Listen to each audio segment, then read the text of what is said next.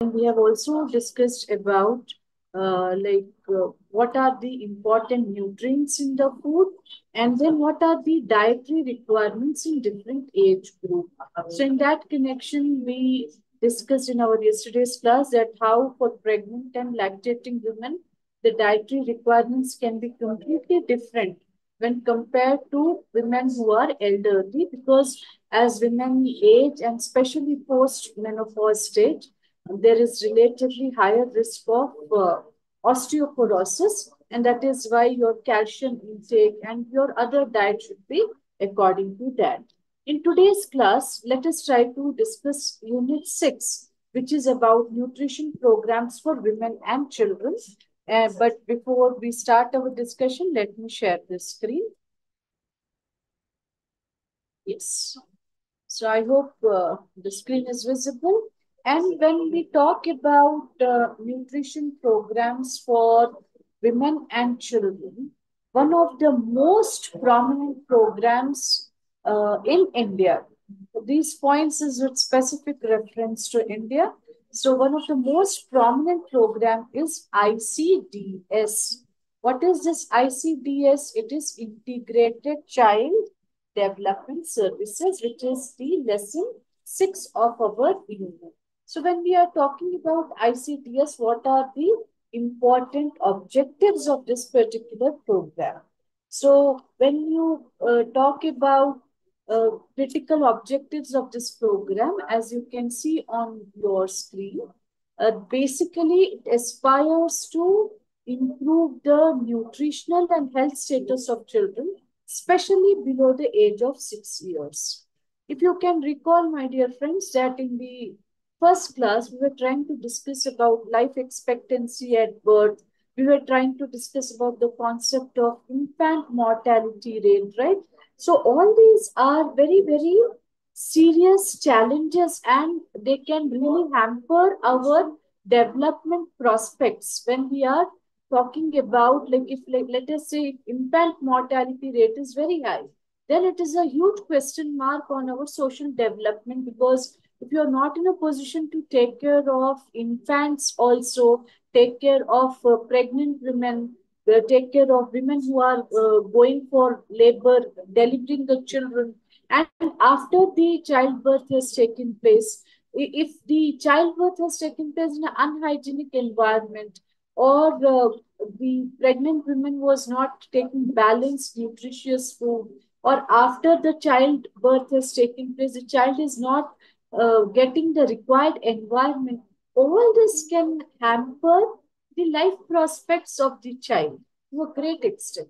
So basically, ICDS, which is Integrated Child Development Scheme. I'm sorry, initially I said services. It is Integrated Child Development Scheme. So here the focus is how we should improve the health status of children, especially below 6 years. And then also, it aspires to lay down very strong foundations. It can be with regard to physical body, it can be with regard to psychological health, and the social development of the child as well. To reduce the incidence of mortality, morbidity, malnutrition, and school dropout. So when we are saying mortality, as I told you just now, if the child, like let us say mother, after the childbirth, for next 1 or 2 years, she is breastfeeding the child. But if the mother's diet is not appropriate, if the mother's diet is not full of nutrition and balanced diet, what it is supposed to have, then that malnutrition is also passing to the child. Okay, so when we are talking about ICDS, this programs connected with ICDS or programs connected with children below 5 years, definitely mother-child relationship has to be taken into consideration. So how we can address the challenges of mortality so that the child survives, and not only survives, there is no disease. Morbidity in the sense the tendency to fall sick more frequently, and also the child should not be malnourished. Okay, because if the child is malnourished, Then the psychological development, the physical development of the body, social development of the child, all this gets impacted. And because of all these things, the child should not drop out from the school. So this is a very, very important scheme where you are not only addressing the health concerns of the child, but you are also facilitating that the child's education is continuing and the child is coming to the school without fail so that the child's education is not hampered. So I hope you are able to identify the multidimensionality of this particular scheme. And also, one very critical objective is to enhance the capability of mother to look after normal health and nutritional needs of the child through proper nutrition and health education. So, see, like you might think that, okay, what is there to talk about health education? Everyone is health conscious, they are aware. Probably people who have access to modern gadgets, they might have that kind of awareness. But in rural setups, especially where women might not be very educated and they might not have access to that kind of awareness content. So this is where Ministry of Health and Family Welfare also become very, very important to spread awareness about the health challenges and how health can be improvised, especially what kind of health education can be provided. And through this health education, a kind of awareness can be spread that how good health can be maintained both by the mother and what is required for the child's health. So, as part of this particular scheme, ICDS, what are the important services which are being offered? So, one very important service is supplementary nutrition. So, like, especially in different states, if you talk about Telangana state also, you have CDPO, Child Development Project Officer. So under this umbrella, there are multiple services connected with women and health nutrition, which is provided. So what kind of nutrition 0 to 6 year child requires? What kind of additional supplements can be provided to the children, especially to pregnant women, lactating women? So there is provision of providing eggs. There is provision of providing some kind of it is in the form of a laddu. Okay, it is in the form of a laddu, but it has a lot many nutritious contents. So what kind of food supplements can be provided to pregnant women, lactating women, and children between 0 to 6 years? Then immunization is very, very important because see, with a lot of effort, India has become polio free. So this was possible by immunization only. You remember there used to be an advertisement saying "Do boond zindagi ke," where we would see the entire full-fledged campaign in which well-known celebrities also participated, including Amitabh Bachchan, whereby if people were encouraged that you just go to your close by health center to get those 2 drops administered to the child. So immunization for pregnant women, certain kinds of injections, which is important, and again for children between 0 to 6 years, different kinds of immunization. So full-fledged card is maintained because everyone might not remember that what all immunization has been given. So proper type card is maintained, which gives you complete details about what vaccine has been administered to the child and the next vaccine at what time it should be administered. All those details are provided in the card. So as very critical component of ICDS is also to ensure immunization is taking place, especially to make the child immune to the childhood diseases. Then health checkups. Whenever, like especially when women is pregnant, and periodical checkups, whatever is required through primary health centers or through ASHA workers, and constantly keeping track of the health of the pregnant women. And also, once the childbirth takes place, in case of any contingency, any concern, any problem, the checkup facilities are also provided. Preschool education for children between 3 to 6 years. So, preschool, when your proper formal type education is yet to start, when full-fledged school education has not started, this preschool education is one important part. Then educating mothers about nutrition and health. So I hope you are able to understand the depth of this particular scheme, that how important this is. And see, in a country like India, where almost 69% of Indian population is living in villages, this is 2011 census, 2021 census is yet to come. So you can imagine such kind of schemes, if it is uh, implemented at the right point and in the right spirit, it can definitely play a very, very important role to make our kids healthy, to make our mothers healthy.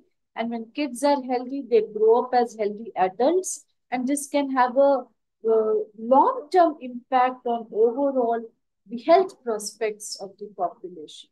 So, the scheme is a very, very critical scheme from that point of view. Then apart from that, we have what you call as midday meal scheme. Most of us, we were, although all most of us who have studied in government schools or aided schools, we were all beneficiaries of this, including myself.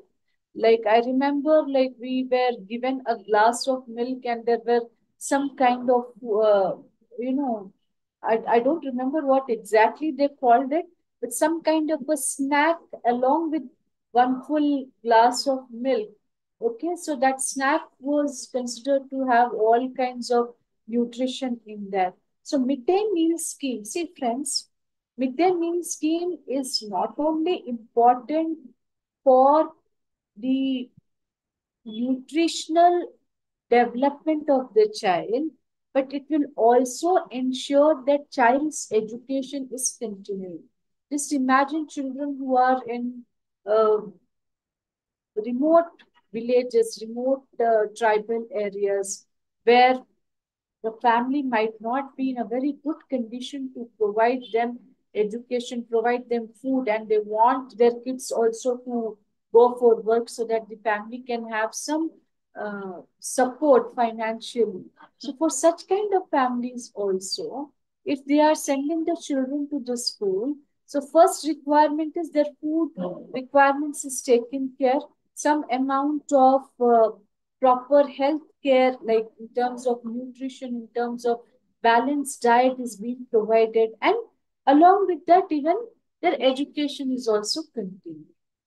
So, midday meal scheme, if we go through the concrete points, so the main objectives of this particular scheme is what?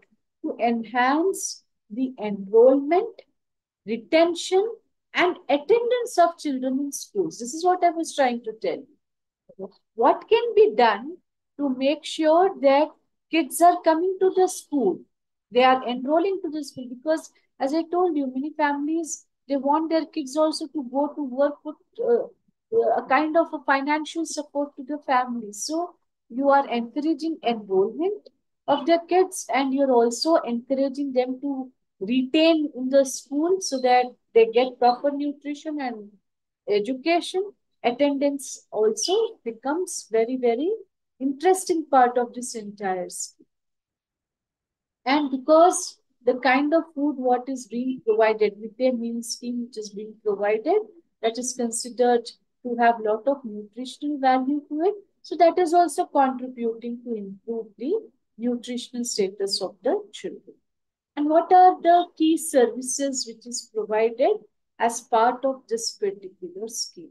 So free meals is provided, which is one very interesting part of it, and it is also ensuring that kids get proper nutritious diet, and free lunches to school children on all working days. So this is one of the biggest strengths of midday meal scheme, and then also ensuring meals which meet the specific nutritional standards of energy and protein. If you can recall, when we were discussing about balanced diet, when we're discussing about nutrition, we discussed that protein is one very important component of balanced diet, which helps in the growth. Okay.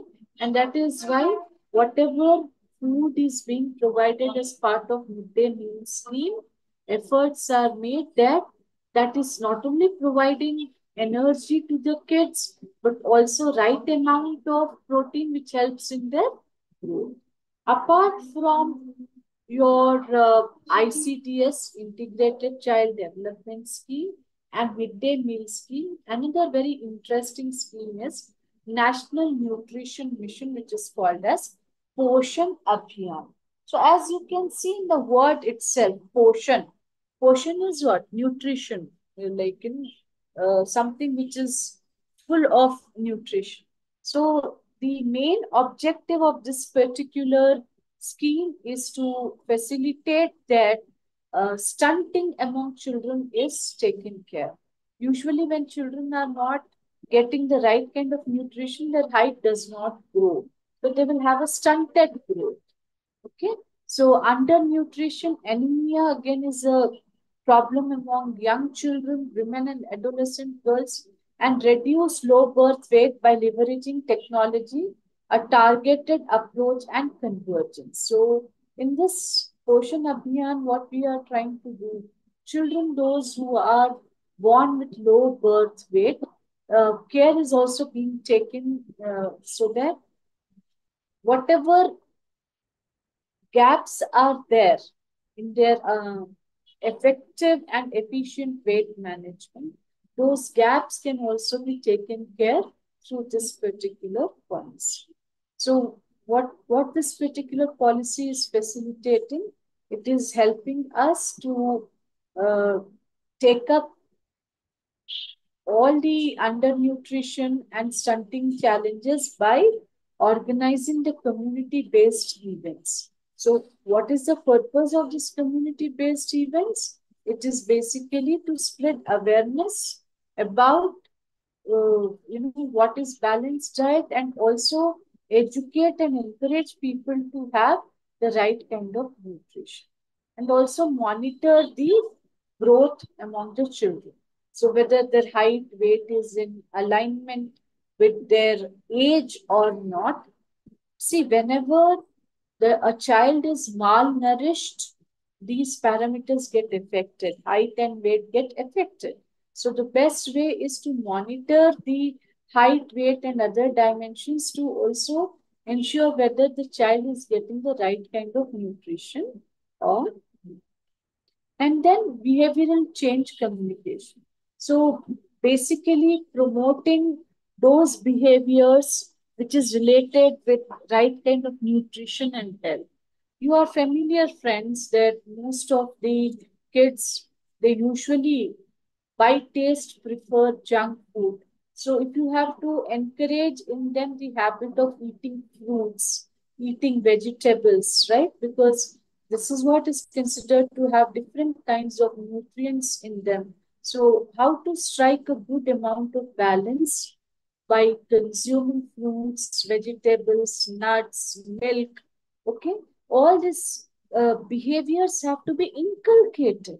That is why you might have seen in many schools also, there will be instructions to the parents that you send so and so things in the tiffin box. So basically, that is to promote healthy behavior among children, so that proper kind of nutrition can be provided to the children. Apart from that, we have Pradhan Mantri Matru Vandana Yojana. Now, if you have gone through the text, what has been given to you, friends, like multiple things are there in this. I will just go through this. What are the broad points which have been covered? I also have covered points which is beyond your material in this, because material anyways you will be able to read it. You can also take screenshots, or because this is there on YouTube, uh, you can also listen to it and make further notes on that. So you in our material we are also talking about supplementary feeding program or special nutrition program. So as part of this, we are also discussing about World Food Program, which you might have heard. In fact, many countries in Africa where there was serious food crisis. So people were provided food in lieu of the work what they were doing. So World Food Program, Cooperation of American Relief Everywhere, the CARE program. So these are some of the important programs which is mentioned as part of special nutrition program. Then midday meal scheme, we have already discussed about this, and you are also aware of public distribution system. In fact, because of strong network of public distribution system, you might have heard and seen that during COVID period also food grains were provided to almost 80 crore people in our country, and this facility is still being continued. So this entire distribution is through public distribution system. Then with regard to vitamin A deficiency. So we have discussed in our last two classes also that vitamin deficiencies can lead to massive kind of impact in terms of growth or in terms of physiological functioning of the child. So, like how uh, steps can be initiated to ensure that vitamin A deficiency or any other vitamin deficiency does not impact children and women. And in that, massive distribution of vitamin A tablets, or even I was mentioning about the genetically modified rice where there is relatively better component of vitamin A. So all these are the facilities which government has initiated. And then National Nutrition Anemia Program also, whereby fortification of salt with iron. Such initiatives were also taken up by the government of India, and iodine prophylaxis program against IBD. So you remember yesterday I was talking about goiter. So it is a kind of a swelling in our neck. This happens because of iodine deficiency. So in such kind of challenges, like how do we ensure that iodine is provided in the right amount to all the people, and especially to women and children. And that is why a lot of emphasis was done on having salt which has iodine.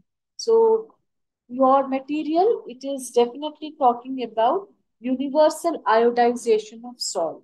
So because salt as a component is consumed by everybody.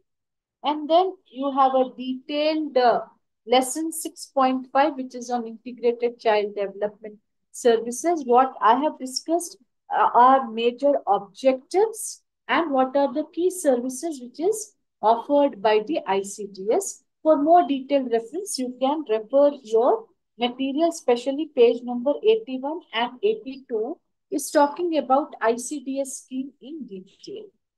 And we have discussed about immunization also. Now, so this is with regard to the important points which is there in your material. Now, apart from these services, like those programs, because this material has been written some time back, right? So these are some of the latest programs. You can read this program details more at length. Because of paucity of time, I'm only presenting the critical components related with each program. So, Pradhan Mantri Matra Vandana Yojana. So, this provides partial wage compensation to pregnant and lactating women to enable them to rest adequately during pregnancy and after delivery. You might have seen that a lot of work pressure on women and lot of work pressure on women who have just delivered child. So partial wage compensation facility is provided to pregnant and lactating women, and this also uh, directs or orients or aspires to improve health seeking behavior among pregnant and lactating. So, what kind of behavior has to be reflected during pregnancy, during lactating the child, so that it is not only supporting the women's health, but also mother's health, but also the child's health. Incentive. So providing basically a cash incentive of rupees 5,000 in 3 installments for the first living child of the family. So certain kind of financial incentives are also provided, which can help the family to take care of certain basic requirements for the mother and the child. Then we have National Iron Plus Initiative. In our initial classes, we have discussed how important iron as a micronutrient is. We have discussed that how iron is, as part of hemoglobin, is critical because hemoglobin in the blood is the oxygen carrier. So if you have less of hemoglobin in your blood, in your body, then it leads to another set of challenges connected with it apart from anemia.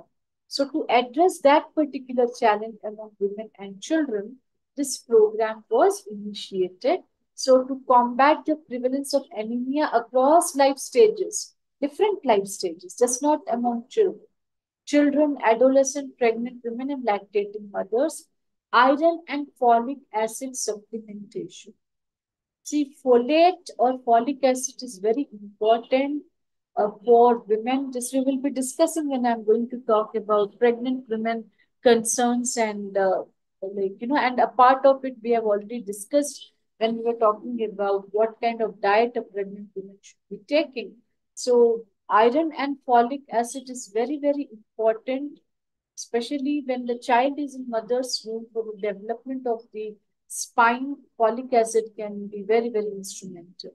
And deworming also. In fact, even in private schools, this initiative is there. It's just not in government schools. So what happens if the child is having lot many worms in the stomach? Okay, whatever food the child is taking, the nutrition is going to the worms, and the child continues to be weak, very lean, and that is why biannual means twice in a year deworming to prevent anemia due to parasitic infection. So when there are worms in your body in the stomach, that again opens the door for all kinds of parasitic infections. So such infections can be taken care if one is undergoing this deworming, and deworming tablets are given to the children, and that helps the child to deworm so that better absorption of iron can be taken uh, in the body of the child. Janani Shishu Suraksha Karyakram. So, Janani, as you know, mother, Shishu Suraksha, protecting the child. Karyakram is program.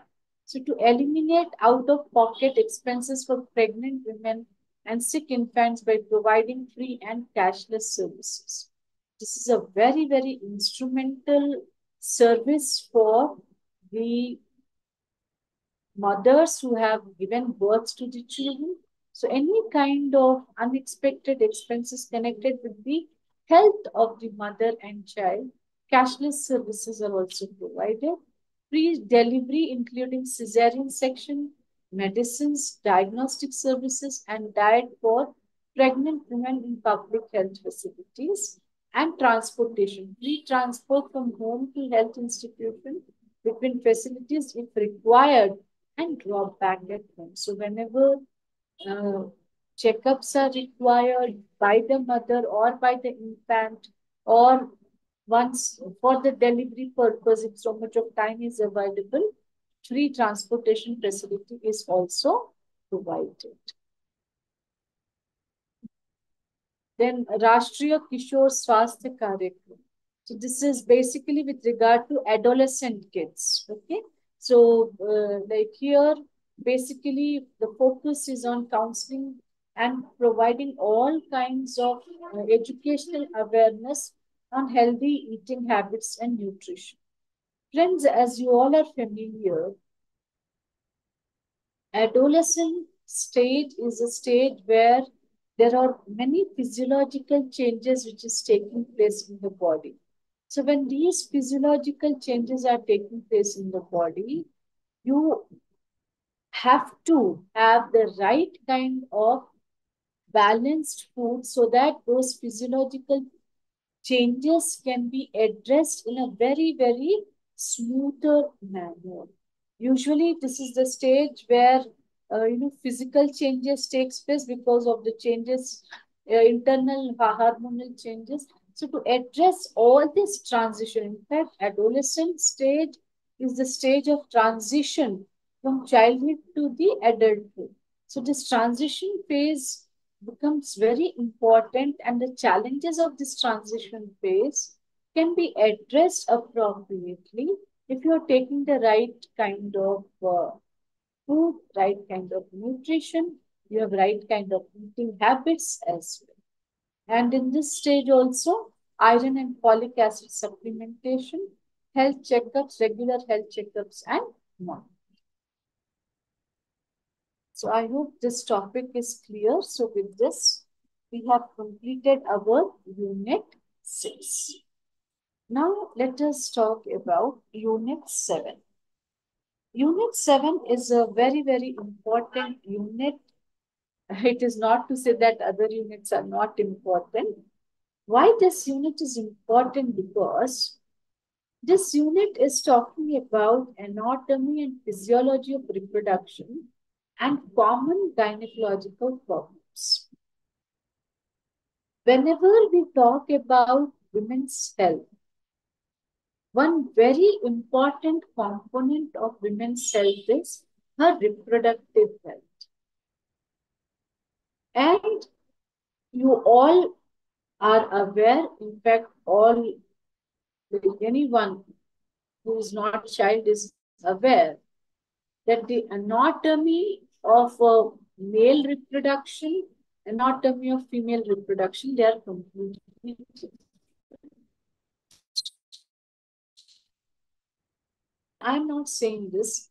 This is a statement by many gynecologists also, especially the gynecologists who treat women for excessive bleeding after sexual intercourse. Newlywed brides who have had sexual intercourse and excessive bleeding is taking place. So many gynecologists are also of the opinion that the right kind of information about the physiology and anatomy of the reproductive organs of women, the right information, authentic information is not available. And that is why multiple challenges connected with it also arise. Now let us try to understand what are the important components of anatomy of female reproductive system. So let us take it from here. So the anatomy and physiology of female reproduction, it is very complex because uh, like right from your initiation of menstrual cycle uh, throughout your reproductive period, then onset of menopause, hormonal changes can play a very, very important role. They play a very important role, and they are the ones who enable ovulation, fertilization, pregnancy, and childbirth. So now let us try to understand what is the anatomy. Anatomy means the physical structure of women's reproductive health. So if you see the anatomy, it can be categorized into certain different categories. External genitalia, if you see, vulva, which is the external part of the female genitalia, including labia majora. Now, these are the technical words we are using. So, the outer folds of the skin, labia minora, the inner fold of the skin, clitoris, and erectile structure involved in sexual arousal, urethral opening, the opening for the passage of the urine, and vaginal opening, the entrance to the vagina. So, in sexual intercourse and in the process of childbirth, all these physical parts, like every part of women's reproductive and anatomical structure has a very, very important. Now, when you talk about internal genitalia, what are the things, what are the parts? Let us try to see. Vagina, a muscular canal extending from cervix to the vulva, facilitating menstruation, intercourse, and childbirth. So, you might have heard, you might have read, and people who are married, you might have experienced that in the sexual intercourse process, vagina has a very, very important role to play. Then cervix is the lower part of the uterus that opens into vagina. Uterus is a muscular organ where a fertilized egg implants and grows during pregnancy. It has several parts. Fundus, the upper part of the uterus, body, the main part, and endometrium, which is the inner lining that thickens and sheds during the menstrual cycle. More detailed explanation is also given in your material, my dear friends. So, right now, I'm trying to give you a broad overview of what are the different organs which is part of the female reproduction system and what it looks like, what it looks like. And then fallopian tubes, tubes connecting the ovaries to the uterus through which the egg travels, and fertilization typically occurs here. Ovaries, they are those glands that produce eggs, which is ova, and very important hormones like estrogen and progesterone. So these two hormones are very, very important hormones with regard to women's reproductive health, and whether it is your menstrual cycle or whether it is menopause or whether it is your childbirth. Then now pregnancy is possible only for those women who have had menstrual initiation of menstrual cycle. Girls, if they are not attaining the menstrual cycle, usually it is between 8 to 12 years, 13 years. It varies. See, every girl's physiological functioning is different. So this is roughly the age between 8 to 13, 12, 13, 14. In some cases, they get their cycle at a later period, probably at the age of 15 or 16 also. Okay, so until and unless menstrual cycle is not initiating in a girl's body, pregnancy is not possible.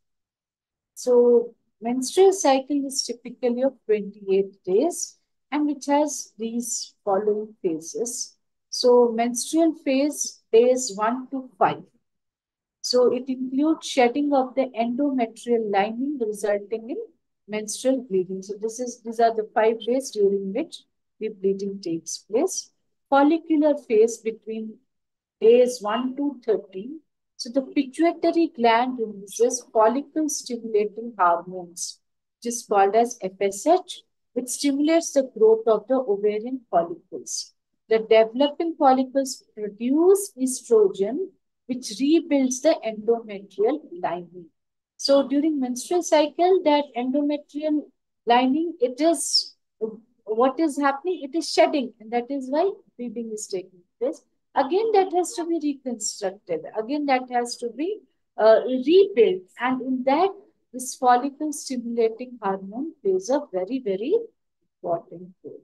Then ovulation, which is day 14, a surge in the luteinizing hormone from pituitary gland causes the release of a mature egg from the dominant follicle.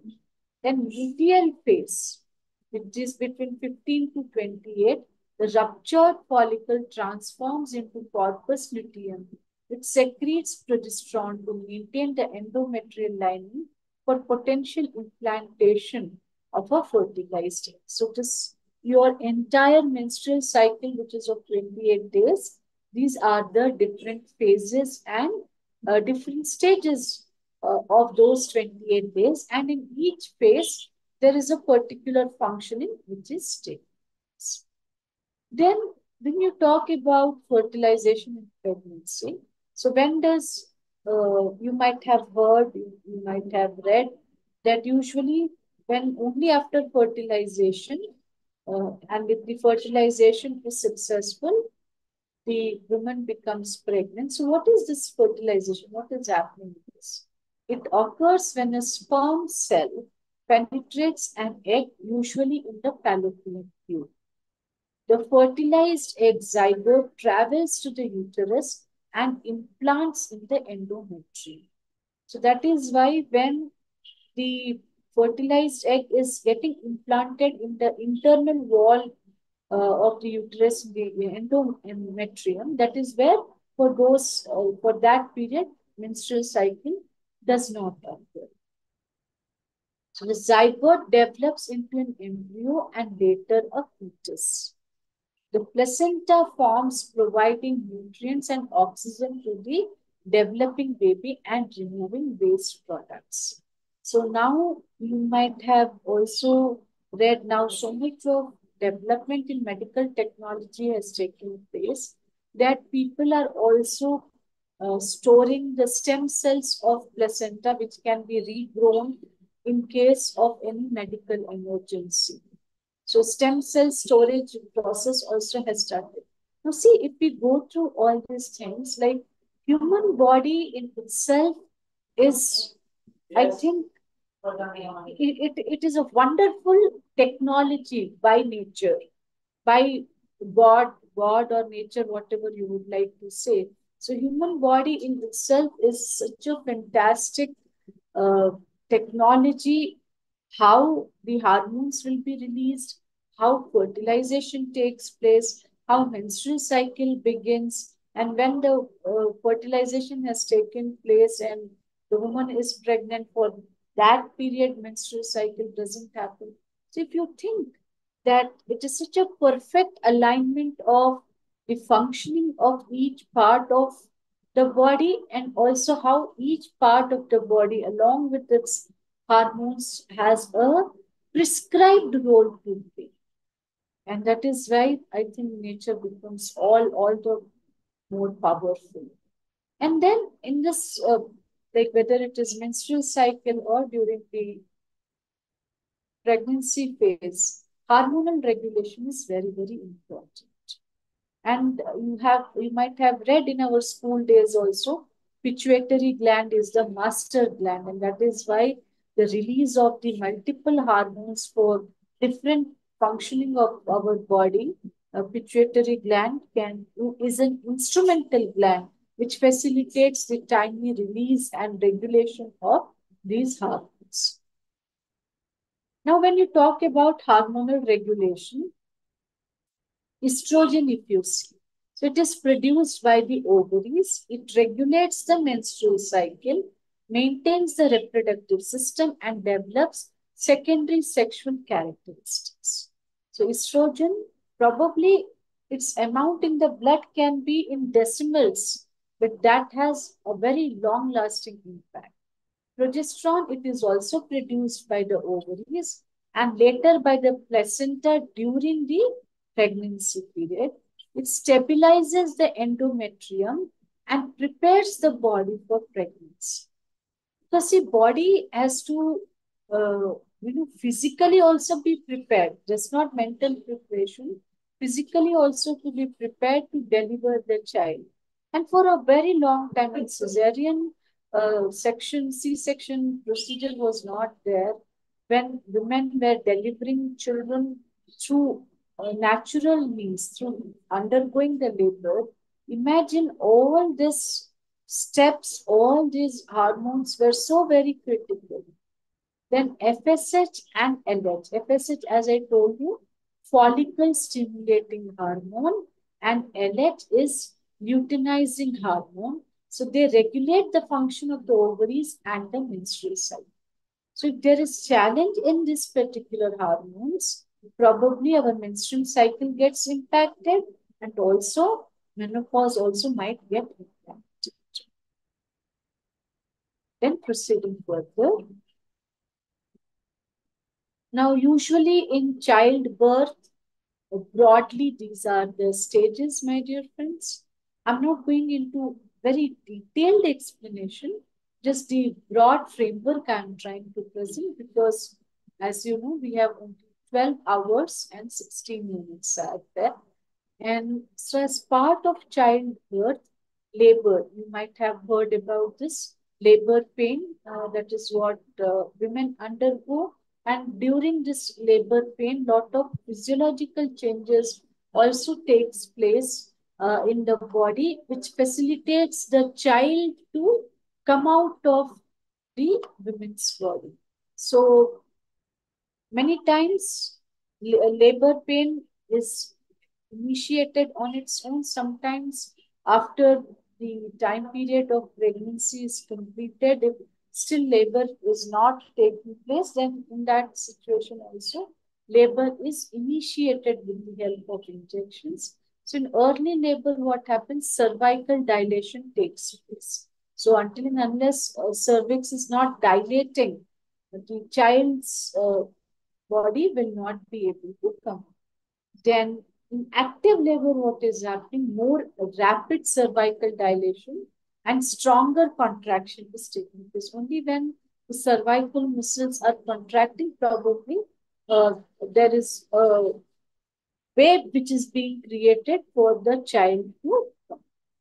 Then the transition phase, what is happening, it is the final phase of cervical dilation and the delivery phase where the child is finally pushed out of the body of the woman and placental stage. The placenta is expelled from the uterus, and that is where, uh, in fact, placenta is a connection between the mother and the child, and that is where it is cut and uh, proper bandage is done for a few days, and after a few days, it dries down on its own.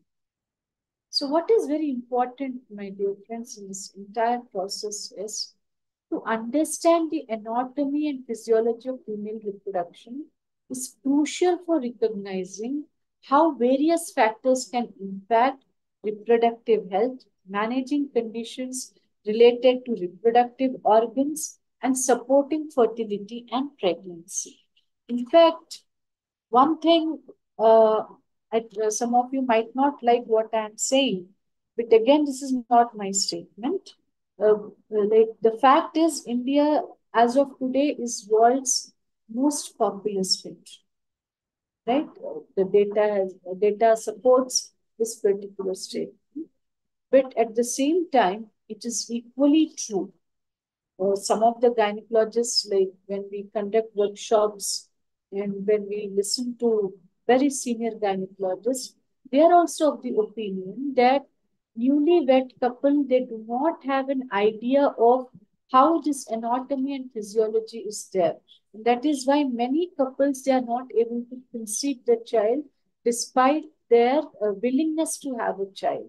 So that is why understanding the anatomy, understanding the functioning of every part, especially pregnancy, is very much connected with your menstrual cycle, those 28 days period, because when after sexual intercourse, when the fertilization is taking place, so those days, those dates become very, very important. That is why uh, newlywed couples who do not have a thorough understanding of all these things should definitely seek authentic medical help, just not, what people say, WhatsApp universities and things like that. It is always advisable to take authentic medical information if you are planning to have a child, and it is important both for the couple to understand the physiology of the reproduction. So these things have been mentioned very clearly in the material what has been provided to you. In this, just let me quickly also talk about Anatomy and Physiology of Reproduction, in which there is detailed explanation about the pelvic organs, how they are contributing, and there is also description about the anatomy of the breast, how in this also the hormonal changes will basically facilitate and help to develop the fat around the breast area, because once mother delivers the child, breastfeeding is one of the most critical, I would say, processes, which is very, very important for developing the immunity of the child. And in your material, there is also detailed explanation about physiology and anatomy of menstruation. I have just explained you in very broad terms. So the detailed explanation that usually during menstrual cycle, what can be the possible challenges also with regard to headache, backache, fatigue, and if overbleeding is taking place, what kind of challenges can come, and then menstrual problems. In fact, that we will also discuss more in detail when I'm going to talk about the gynecological problems and menopause. Menopause again is, it marks another critical phase in the life of the reproductive health of a woman. So we can definitely say that the onset of the menstrual cycle, the beginning of the menstrual cycle, and its termination of the menstrual cycle with the help at the stage of menopause. So the entire reproductive period of a woman is with the initiation of menstrual cycle and the completion with the menopause. So people who are in this reproductive age want to have children should have a thorough understanding of this kind of functioning as well. Now, because we are left with just 4 or 5 minutes time, I will just try to discuss this particular slide. So you are familiar that among women, and especially in today's time, if you talk to young girls, majority of the girls, young girls in the, like, in adolescent age who have had menstrual cycle or in their early 20s, they definitely complained about the gaps in the menstrual cycle. Either some of them have developed cysts at a very young age, or developed fibroids, or there is irregularity in their periods, or excessive bleeding is taking place, lot of cramps in the lower abdomen during the menstrual cycle. So these kind of problems are being very much reported in today's time.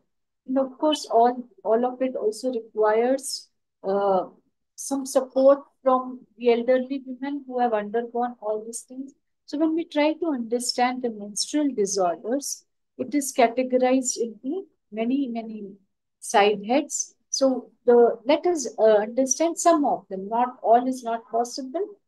Dysmenorrhea. So this is painful periods with severe cramps, and that is where doctors give us those medicines which ease out those muscular cramps. So this particular disorder is dysmenorrhea, where there is painful periods with severe cramps in the lower abdomen. Then you also have a condition where there is heavy menstrual bleeding which is taking place, which is also called as menorrhagia. Now, I might not be doing the right kind of pronunciation, friends, because I'm not a medical expert. What you can do, because thanks to Google, you can type this word into Google search engine, and you can listen to the audio of it. Okay. So by listening to the right audio, you will be able to pronounce these words also appropriately. My apologies that I'm not in a position to pronounce these words appropriately. I'm not capable of doing it right now, for which I am very apologetic about it. Then you also have a condition called as oligomenorrhea, which is infrequent periods. So now see, when this condition of infrequent periods is taking place, and see how this is also connected with the pregnancy. If your periods are regular, you are in a position to decide the days where your fertility is very high, and sexual intercourse during those days will help a woman to conceive and help the couple to have a child. But if the periods are not frequent, when your entire menstrual cycle is not going according to the phases which I just discussed right now, then it becomes very difficult to ascertain those days where there is relatively more probability of conceiving. Okay. So now let us say if you are married, you want to conceive and your periods, your menstrual cycle is not regular, there can be a problem. You are not willing to have a child, right? At that point of time you are not prepared to have a child, and you have had a sexual intercourse and you are not sure which day you have had, so unwanted pregnancy concerns are also there. That is why regular periods uh, always will help us to do a kind of a assessment, right? That which days can be uh, fertile days, and which days, if we are abstaining or using any kind of prevention, unwanted pregnancies can be avoided. And then there is also a condition, amenorrhea, where there is complete absence of menstruation, and premenstrual syndrome, where lot of mood swings takes place. Many women undergo this. Physical and emotional symptoms can be very disturbing. Lot of anxiety, anger, and probably a person is not able to understand why she is behaving like this. So in fact, there is a when you discuss in detail more about the mental health of women, these concerns are also important concerns of mental health related with women.